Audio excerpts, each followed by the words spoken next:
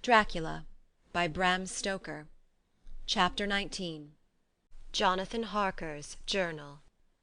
1 October, 5 a.m. I went with the party to the search with an easy mind, for I think I never saw Mina so absolutely strong and well. I am so glad that she consented to hold back and let us men do the work. Somehow it was a dread to me that she was in this fearful business at all. But now that her work is done, and it is due to her energy and brains and foresight that the whole story is put together in such a way that every point tells, she may well feel that her part is finished, and that she can henceforth leave the rest to us. We were, I think, all a little upset by the scene with Mr. Renfield. When we came away from his room we were silent till we got back to the study. Then Mr. Morris said to Dr. Seward, "Say, Jack, if that man wasn't attempting a bluff, he's about the sanest lunatic I ever saw. I'm not sure, but I believe that he had some serious purpose, and if he had, it was pretty rough on him not to get a chance."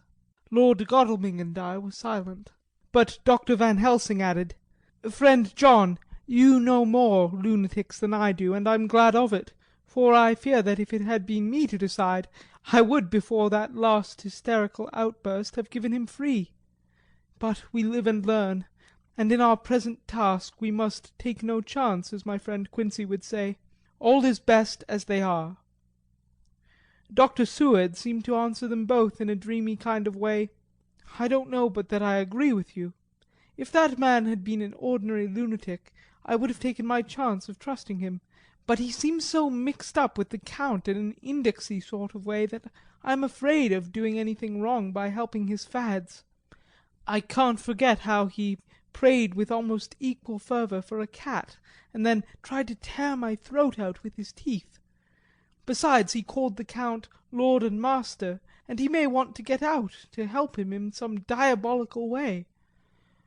That horrid thing has the wolves and the rats and his own kind to help him, so I suppose he isn't above trying to use a respectable lunatic. He certainly did seem earnest, though. I only hope we have done what is best. These things in conjunction with the wild work we have in hand help to unnerve a man." The Professor stepped over, and laying his hand on his shoulder said in a grave kindly way, "Friend John, have no fear. We are trying to do our duty in a very sad and terrible case. We can only do as we deem best. What else have we to hope for, except the pity of the good God?" Lord Godalming had slipped away for a few minutes, but now he returned. He held up a little silver whistle as he remarked, "That old place may be full of rats, and if so I've got an antidote on call." Having passed the wall, we took our way to the house, taking care to keep in the shadows of the trees on the lawn when the moonlight shone out. When we got to the porch the Professor opened his bag and took out a lot of things, which he laid on the step, sorting them into 4 little groups, evidently one for each. Then he spoke. "My friends, we are going into a terrible danger, and we need arms of many kinds. Our enemy is not merely spiritual. Remember that he has the strength of 20 men, and that though our necks or our windpipes are of the common kind and therefore breakable or crushable, his are not amenable to mere strength. A stronger man, or a body of men more strong in all than him, can at certain times hold him, but they cannot hurt him as we can be hurt by him. We must therefore guard ourselves from his touch. Keep this near your heart." As he spoke he lifted a little silver crucifix and held it out to me, I being nearest to him. "Put these flowers round your neck." Here he handed me a wreath of withered garlic blossoms, for other enemies more mundane this revolver and this knife, and for aid in all, so small electric lamps which you can fasten to your breast, and for all, and above all at the last, this, which we must not desecrate needless. This was a portion of sacred wafer, which he put in an envelope and handed to me. Each of the others was similarly equipped. "Now," he said, "friend John, where are the skeleton keys? if so that we can open the door we need not break house by the window, as before at Miss Lucy's. Dr. Seward tried one or two skeleton keys, his mechanical dexterity as a surgeon standing him in good stead. Presently he got one to suit, after a little play back and forward the bolt yielded, and with a rusty clang shot back. We pressed on the door, the rusty hinges creaked, and it slowly opened. It was startlingly like the image conveyed to me in Dr. Seward's diary of the opening of Miss Westenra's tomb. I fancy that the same idea seemed to strike the others, for with one accord they shrank back. The Professor was the first to move forward and stepped into the open door. "In manus tuas, Domine," he said, crossing himself as he passed over the threshold.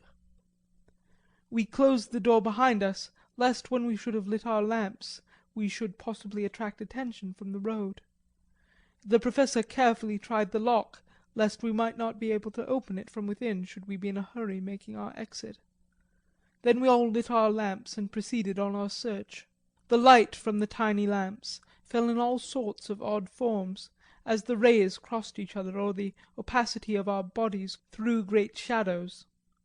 I could not for my life get away from the feeling that there was someone else amongst us. I suppose it was the recollection, so powerfully brought home to me by the grim surroundings, of that terrible experience in Transylvania. I think the feeling was common to us all, for I noticed that the others kept looking over their shoulders at every sound and every shadow, just as I felt myself doing. The whole place was thick with dust. The floor was seemingly inches deep, except where there were recent footsteps, in which, on holding down my lamp, I could see marks of hobnails where the dust was cracked. The walls were fluffy and heavy with dust, and in the corners were masses of spiders' webs, whereon the dust had gathered till they looked like old tattered rags as the weight had torn them partly down. On the table in the hall was a great bunch of keys, with a time-yellowed label on each. These had been used several times, for on the table were several similar rents in the blanket of dust, similar to that exposed when the Professor lifted them. He turned to me and said, "You know this place, Jonathan. You have copied maps of it, and you know it at least more than we do. Which is the way to the chapel?" I had an idea of its direction, though on my former visit I had not been able to get admission to it, so I led the way, and after a few wrong turnings found myself opposite a low arched oaken door, ribbed with iron bands.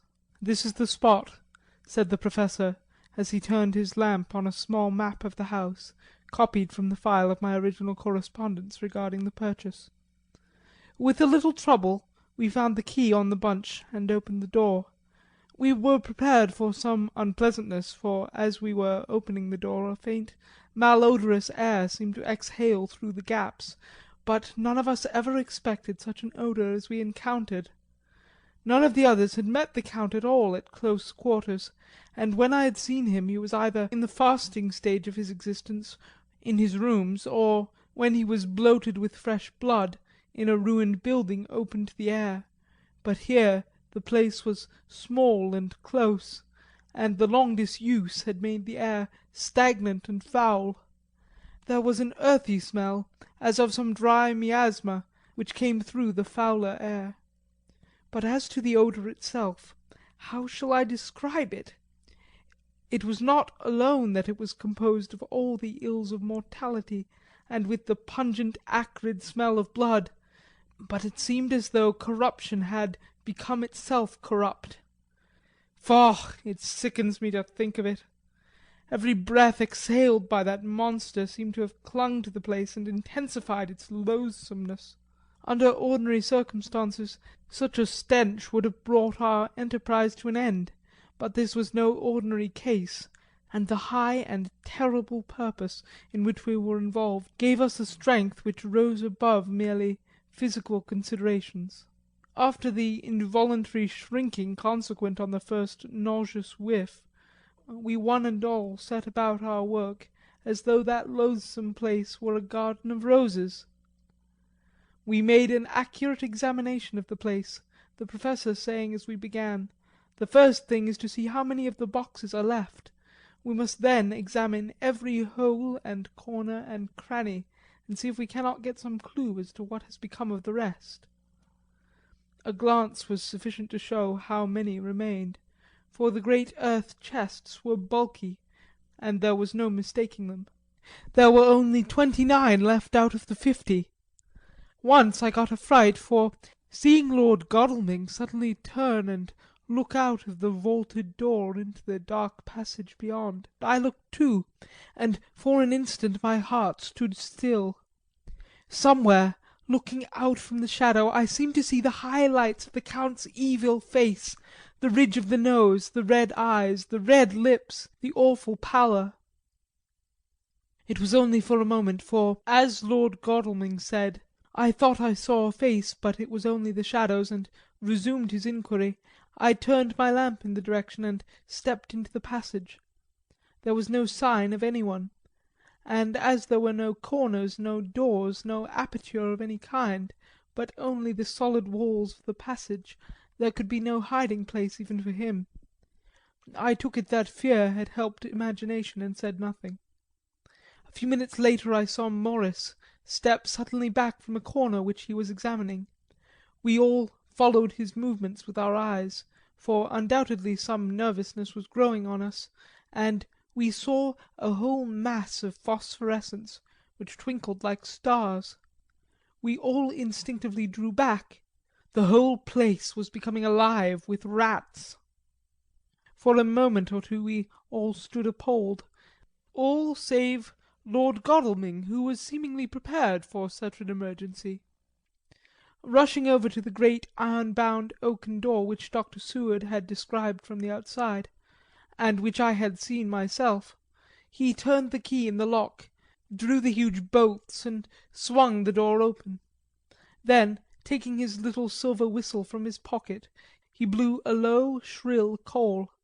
It was answered from behind Dr. Seward's house by the yelping of dogs, and after about a minute 3 terriers came dashing round the corner of the house. Unconsciously we had all moved towards the door, and as we moved I noticed that the dust had been much disturbed. The boxes which had been taken out had been brought this way, but even in the minute that had elapsed the number of the rats had vastly increased.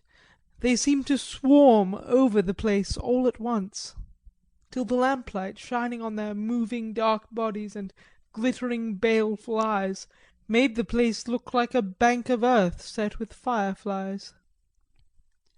The dogs dashed on, but at the threshold suddenly stopped and snarled, and then, simultaneously lifting their noses, began to howl in a most lugubrious fashion. The rats were multiplying in thousands, and we moved out. Lord Godalming lifted one of the dogs, and carrying him in, placed him on the floor. The instant his feet touched the ground he seemed to recover his courage, and rushed at his natural enemies. They fled before him so fast that, before he had shaken the life out of a score, the other dogs, who had by now been lifted in the same manner, had but small prey ere the whole mass had vanished. With their going it seemed as if some evil presence had departed, for the dogs frisked about and barked merrily as they made sudden darts at their prostrate foes, and turned them over and tossed them in the air with vicious shakes. We all seemed to find our spirits rise. Whether it was the purifying of the deadly atmosphere by the opening of the chapel door, or the relief which we experienced by finding ourselves in the open, I know not, but most certainly the shadow of dread seemed to slip from us like a robe, and the occasion of our coming lost something of its grim significance, though we did not slacken a whit in our resolution. We closed the outer door and barred and locked it, and bringing the dogs with us, began our search of the house. We found nothing throughout except dust in extraordinary proportions, and all untouched save for my own footsteps when I had made my first visit. Never once did the dogs exhibit any symptom of uneasiness, and even when we returned to the chapel they frisked about as though they had been rabbit hunting in a summer wood. The morning was quickening in the east when we emerged from the front. Dr. Van Helsing had taken the key of the hall door from the bunch and locked the door in orthodox fashion, putting the key into his pocket when he had done. "So far," he said, "our night has been eminently successful. No harm has come to us, such as I feared might be, and yet we have ascertained how many boxes are missing. More than all do I rejoice that this, our first and perhaps our most difficult and dangerous step has been accomplished without the bringing thereinto our most sweet Madam Mina, or troubling her waking or sleeping thoughts with sights and sounds and smells of horror which she might never forget. One lesson too we have learned, if it be allowable to argue a particulari, that the brute beasts which are to the Count's command are yet themselves not amenable to his spiritual power. For look, these rats that would come to his call, just as from his castle top he summoned the wolves to your going and to that poor mother's cry, though they come to him they run pell-mell from the so little dogs of my friend Arthur. We have other matters before us, other dangers, other fears, and that monster, he has not used his power over the brute world for the only or the last time tonight. So be it that he has gone elsewhere. Good. It has given us opportunity to cry check in some ways in this chess game which we play for the sake of human souls. And now let us go home. The dawn is close at hand, and we have reason to be content with our first night's work. It may be ordained that we have many nights and days to follow, if full of peril, but we must go on, and from no danger shall we shrink." The house was silent when we got back, save for some poor creature who was screaming away in one of the distant wards, and a low moaning sound from Renfield's room. The poor wretch was doubtless torturing himself, after the manner of the insane, with needless thoughts of pain. I came tiptoe into our own room, and found Mina asleep, breathing so softly that I had to put my ear down to hear it. She looks paler than usual. I hope the meeting tonight has not upset her. I am truly thankful that she is to be left out of our future work, and even of our deliberations. It is too great a strain for a woman to bear. I did not think so at first, but I know better now. Therefore I am glad that it is settled. There may be things which would frighten her to hear, and yet to conceal them from her might be worse than to tell her if once she suspected that there was any concealment. Henceforth our work is to be a sealed book to her, till at least such time as we can tell her that all is finished, and the earth free from a monster of the nether world. I dare say it will be difficult to keep silence after such confidence as ours, but I must be resolute, and tomorrow I shall keep dark over tonight's doings, and shall refuse to speak of anything that has happened. I rest on the sofa, so as not to disturb her. 1 October, later. I suppose it was natural that we should have all overslept ourselves, for the day was a busy one, and the night had no rest at all. Even Mina must have felt its exhaustion, for though I slept till the sun was high, I was awake before her, and had to call 2 or 3 times before she awoke. Indeed, she was so sound asleep that for a few seconds she did not recognise me, but looked at me with a sort of blank terror, as one looks who has been waked out of a bad dream. She complained a little of being tired, and I let her rest till later in the day. We now know of 21 boxes having been removed, and if it be that several were taken to any of these removals, we may be able to trace them all. Such will, of course, immensely simplify our labour, and the sooner the matter is attended to the better. I shall look up Thomas Snelling to-day. Dr. Seward's Diary. 1 October. It was towards noon when I was awakened by the Professor walking into my room. He was more jolly and cheerful than usual, and it is quite evident that last night's work has helped to take some of the brooding weight off his mind. After going over the adventure of the night, he suddenly said, "Your patient interests me much. May it be that with you I visit him this morning? Or if that you are to occupy, I can go alone, if it may be. It is a new experience to me to find a lunatic who talk philosophy and reason so sound." I had some work to do which pressed, so I told him that if he would go alone I would be glad, as then I should not have to keep him waiting. So I called an attendant and gave him the necessary instructions. Before the professor left the room, I cautioned him against getting any false impression from my patient. "But," he answered, "I want him to talk of himself, and of his delusion as to consuming live things. He said to Madam Mina, as I see in your diary of yesterday, that he had once had such a belief. Why do you smile, friend John?" "Excuse me," I said, "but the answer is here." I laid my hand on the typewritten matter.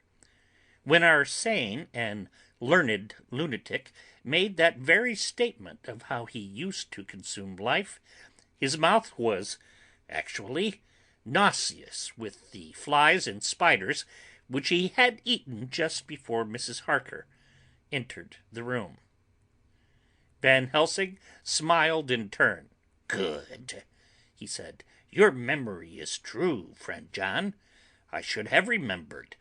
And yet it is this very obliquity of thought and memory which makes mental disease such a fascinating study. Perhaps I may gain more knowledge out of the folly of this madman than I shall from the teaching of the most wise. Who knows?" I went on with my work, and before long was through that in hand. It seemed that the time had been very short indeed, but there was Van Helsing back in the study. "Do I interrupt?" he asked politely as he stood at the door. "Not at all," I answered. "Come in. My work is finished, and I am free. I can go with you now, if you like." "It is needless. I have seen him." "Well, I fear that he does not appraise me at much. Our interview was short.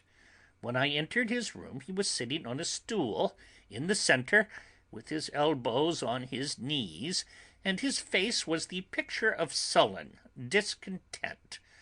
I spoke to him as cheerfully as I could, and with such a measure of respect as I could assume. He made no reply whatever. "Don't you know me?" I asked. His answer was not reassuring. "I know you well enough. You are the old fool Van Helsing. I wish you would take yourself and your idiotic brain theories somewhere else. Damn all thick-headed Dutchmen!" Not a word more would he say, but sat in his implacable sullenness, as indifferent to me as though I had not been in the room at all. Thus departed for this time my chance of much learning from this so clever lunatic, so I shall go, if I may, and cheer myself with a few happy words with that sweet soul, Madam Mina. Friend John, it does rejoice me unspeakable that she is no more to be pained, no more to be worried with our terrible things, though we shall much miss her help. It is better so." "I agree with you with all my heart," I answered earnestly, for I did not want him to weaken in this matter. "Mrs. Harker is better out of it. Things are quite bad enough for us, all men of the world, and who have been in many tight places in our time. But it is no place for a woman, and if she had remained in touch with the affair, it would in time infallibly have wrecked her." So Van Helsing was gone to confer with Mrs. Harker and Harker. Quincey and Art are all out following up the clues as to the earth boxes. I shall finish my round of work, and we shall meet tonight. Mina Harker's Journal. 1st October. It is strange to me to be kept in the dark as I am to-day, after Jonathan's full confidence for so many years, to see him manifestly avoid certain matters, and those the most vital of all. This morning I slept late after the fatigues of yesterday, and though Jonathan was late too, he was the earlier. He spoke to me before he went out, never more sweetly or tenderly, but he never mentioned a word of what had happened in the visit to the Count's house. And yet he must have known how terribly anxious I was. Poor dear fellow! I suppose it must have distressed him even more than it did me. They all agreed that it was best that I should not be drawn further into this awful work, and I acquiesced. But to think that he keeps anything from me! Now I am crying like a silly fool, when I know it comes from my husband's great love, and from the good wishes of those other strong men. That has done me good. Well, some day Jonathan will tell me all.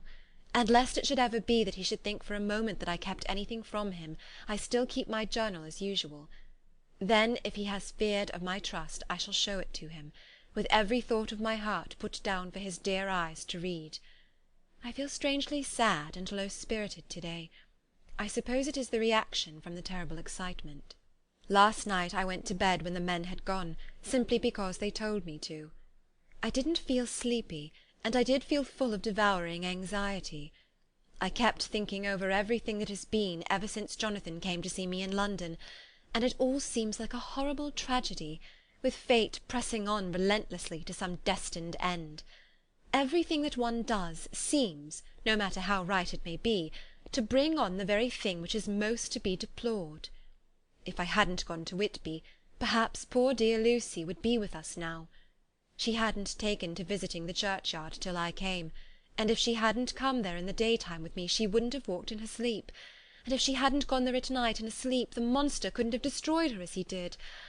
Oh, why did I ever go to Whitby? There now, crying again. I wonder what has come over me to-day. I must hide it from Jonathan, for if he knew that I had been crying twice in one morning, I, who never cried on my own account, and whom he has never caused to shed a tear, the poor dear fellow would fret his heart out. I shall put a bold face on, and if I do feel weepy he shall never see it. I suppose it is just one of the lessons that we poor women have to learn. I can't quite remember how I fell asleep last night. I remember hearing the sudden barking of the dogs, and a lot of queer sounds, like praying on a very tumultuous scale, from Mr. Renfield's room, which is somewhere under this. And then there was silence over everything, silence so profound that it startled me, and I got up and looked out of the window. All was dark and silent, the black shadows thrown by the moonlight seeming full of a silent mystery of their own. Not a thing seemed to be stirring, but all to be grim and fixed as death or fate, so that a thin streak of white mist that crept with almost imperceptible slowness across the grass towards the house seemed to have a sentience and a vitality of its own. I think that the digression of my thoughts must have done me good, for when I got back to bed I found a lethargy creeping over me. I lay a while, but could not quite sleep, so I got out and looked out of the window again. The mist was spreading, and was now close up to the house, so that I could see it lying thick against the wall, as though it was stealing up to the windows. The poor man was more loud than ever, and though I could not distinguish a word he said, I could in some way recognise in his tone some passionate entreaty on his part. Then there was the sound of a struggle, and I knew that the attendants were dealing with him. I was so frightened that I crept into bed, and pulled the clothes over my head, putting my fingers in my ears. I was not then a bit sleepy, at least so I thought, but I must have fallen asleep, for except dreams I do not remember anything until the morning, when Jonathan woke me. I think that it took me an effort and a little time to realise where I was, and that it was Jonathan who was bending over me. My dream was very peculiar, and was almost typical of the way that waking thoughts become merged in or continued in dreams. I thought that I was asleep, and waiting for Jonathan to come back. I was very anxious about him, and I was powerless to act, My feet and my hands and my brain were weighted, so that nothing could proceed at the usual pace. And so I slept uneasily and thought. Then it began to dawn upon me that the air was heavy and dark and cold. I put back the clothes from my face, and found to my surprise that it was dim all around. The gas-light, which I had left lit for Jonathan, but turned down, came only like a tiny red spark through the fog, which had evidently grown thicker and poured into the room. Then it occurred to me that I had shut the window before I had come to bed. I would have got out to make certain on the point, but some leaden lethargy seemed to chain my limbs and even my will. I lay still and endured, that was all. I closed my eyes, but could see still through my eyelids. It is wonderful what tricks our dreams play us, and how conveniently we can imagine. The mist grew thicker and thicker, and I could see now how it came in, for I could see it like smoke, or with the white energy of boiling water pouring in, not through the window, but through the joinings of the door. It got thicker and thicker, till it seemed as if it became concentrated into a sort of pillar of cloud in the room, through the top of which I could see the light of the gas shining like a red eye. Things began to whirl through my brain just as the cloudy column was now whirling in the room, and through it all came the scriptural words, "A pillar of cloud by day and of fire by night." Was it indeed such spiritual guidance that was coming to me in my sleep? But the pillar was composed of both the day and the night guiding, for the fire was in the red eye, which at the thought got a new fascination for me, till as I looked, the fire divided, and seemed to shine on me through the fog like two red eyes, such as Lucy told me of in her momentary mental wandering, when on the cliff the dying sunlight struck the windows of St. Mary's Church. Suddenly the horror burst upon me that it was thus that Jonathan had seen those awful women growing into reality through the whirling mist in the moonlight, and in my dream I must have fainted, for all became black darkness. The last conscious effort which imagination made was to show me a livid white face bending over me out of the mist. I must be careful of such dreams, for they would unseat one's reason if there were too much of them. I would get Dr. Van Helsing or Dr. Seward to prescribe something for me which would make me sleep, only that I fear to alarm them. Such a dream at the present time would become woven into their fears for me. To-night I shall strive hard to sleep naturally. If I do not, I shall to-morrow night get them to give me a dose of chloral, that cannot hurt me for once, and it will give me a good night's sleep. Last night tired me more than if I had not slept at all. 2nd October, 10 p.m. Last night I slept but did not dream. I must have slept soundly, for I was not waked by Jonathan coming to bed, but the sleep has not refreshed me, for to-day I feel terribly weak and spiritless. I spent all yesterday trying to read, or lying down dozing. In the afternoon Mr. Renfield asked if he might see me. Poor man, he was very gentle, and when I came away he kissed my hand and bade God bless me. Some way it affected me much. I am crying when I think of him. This is a new weakness of which I must be careful. Jonathan would be miserable if he knew I had been crying.